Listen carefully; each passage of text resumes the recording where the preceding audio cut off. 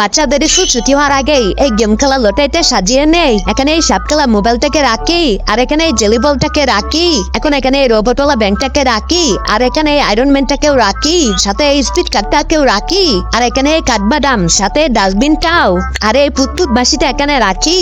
ও এই ব্যাপার আন্টি, আমি তো সব দেখে নিলাম। এখন এই পুরস্কারগুলো লুকিয়ে নেই, না হলে বাচ্চারা আবার এসে পড়বে।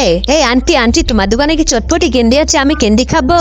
আরে মেয়ে দাঁড়া, দেখছি আমি এখনই। আরে দূর, চটপটি ক্যান্ডিটা গেল কোথায়? আরে মেয়ে, চটপটি ক্যান্ডি নাই, যা এখন এখান থেকে।